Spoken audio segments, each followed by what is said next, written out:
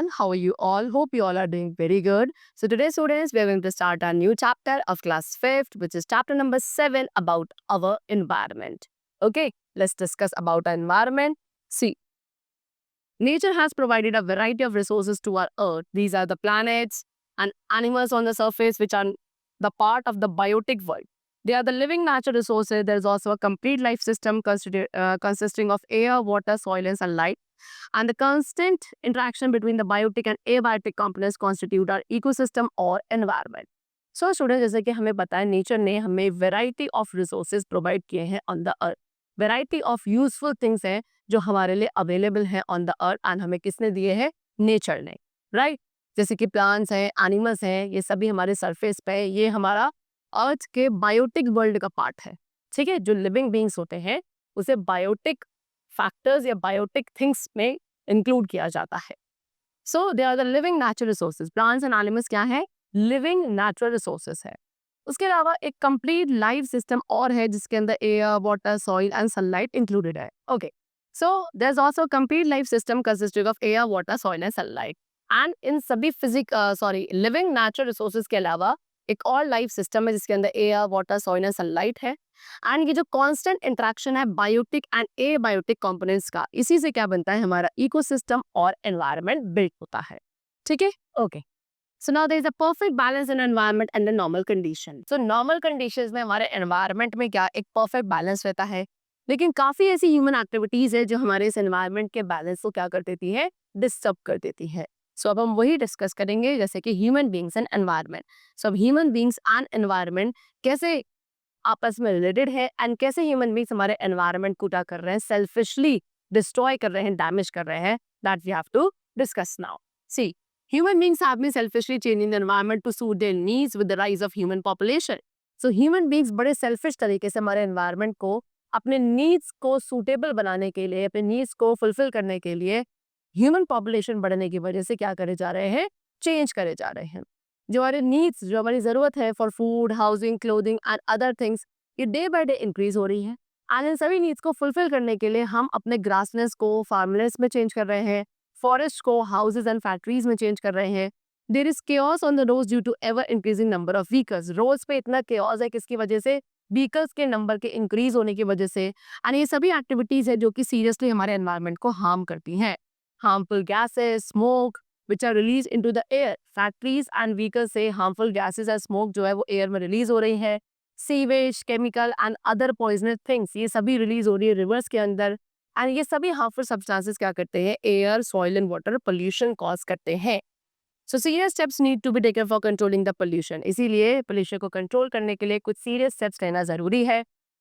Now there are some harmful effects of pollution which are given to us. So अब इस pollution के होने वाले कुछ हार्मफुल इफेक्ट्स है जो कि हम डिस्कस करेंगे. Number 1, greenhouse effect. The surface of the earth traps the sun energy and becomes warm. जैसे कि हमें पता है जो हमारे अर्थ का सरफेस है वो सन की एनर्जी को ट्रैप करता है एंड वार्म बनाता है.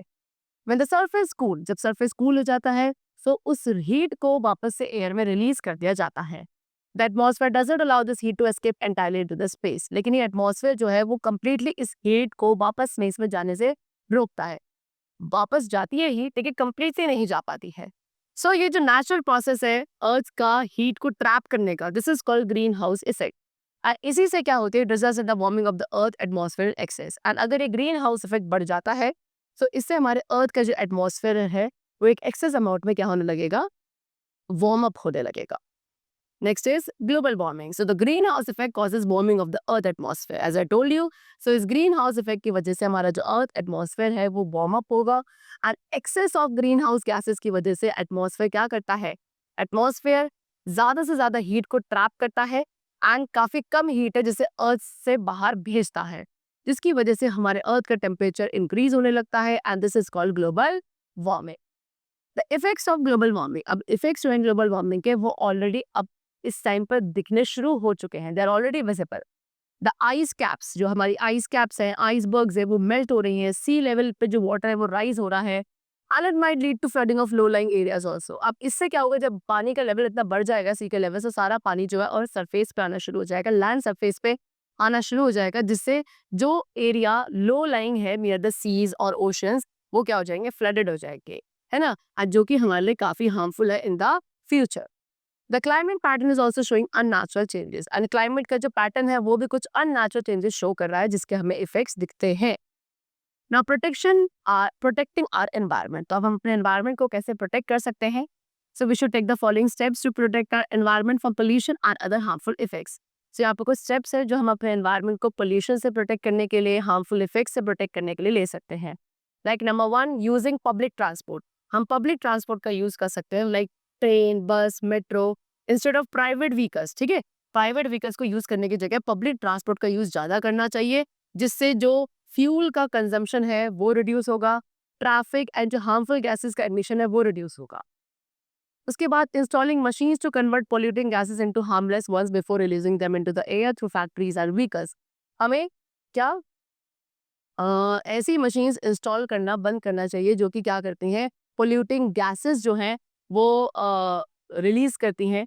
ठीक है, या फिर ऐसी मशीन्स को हमें इंस्टॉल करना है जो कि हार्मफुल या पोल्यूटिंग गैसेस को पहले ऐसी गैसेस में कन्वर्ट करे जिसको हम क्या करें, एयर में रिलीज करें, है ना, और उससे हमारी एयर पोल्यूट ना हो। तो फैक्ट्रीज एंड इंडस्ट्रीज के अंदर कुछ ऐसी मशीन्स को इंस्टॉल किया जाना चाहिए।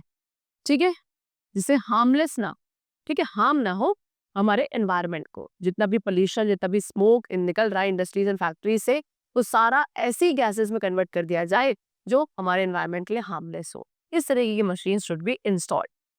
और टाइप्स ऑफ वेस्ट, जितना भी टाइप्स का वेस्ट है, सीवेज, गार्बेज, जो हमारे होम्स या केमिकल से आता है ना, आउट ऑफ फैक्ट्रीज, उसको प्रॉपरली ट्रीट किया जाना चाहिए before releasing them into rivers और अदर वाटर बॉडीज। रिवर्स या अदर वाटर बॉडीज में रिलीज करने से पहले उसे प्रॉपरली ट्रीट किया जाना चाहिए।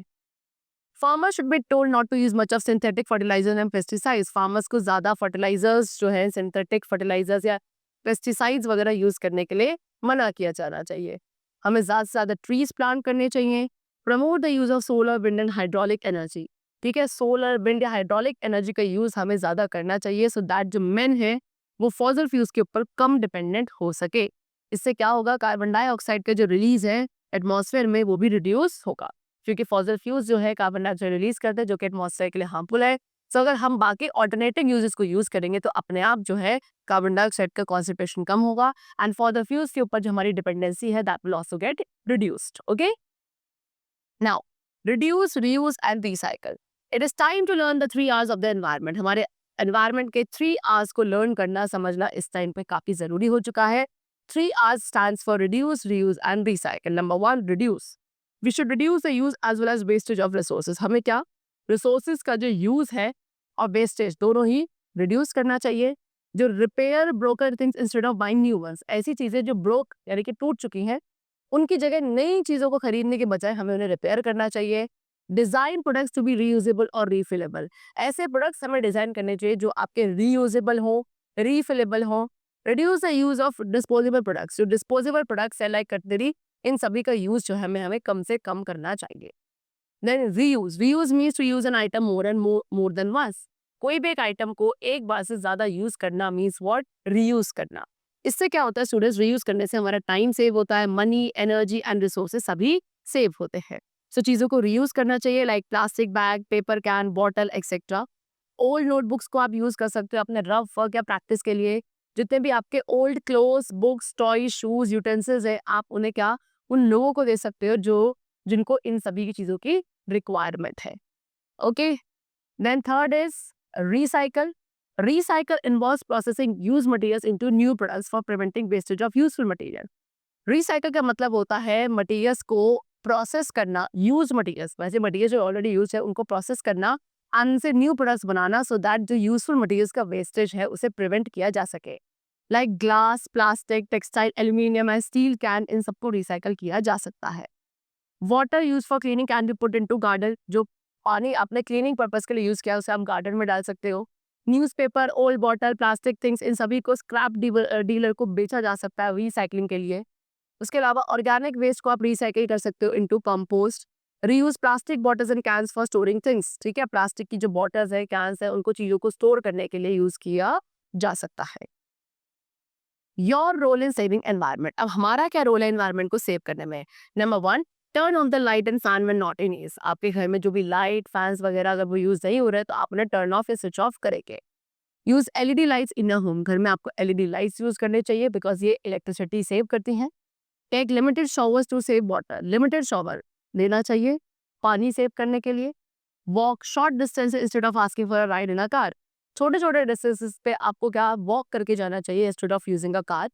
Okay, use blue and green dustbin, ठीक है, ब्लू एंड ग्रीन डस्टबिन का यूज करना चाहिए non biodegradable and biodegradable waste को क्या करने के लिए, डिफरेंट डिफरेंट बिन्स में डिस्पोज करने के लिए।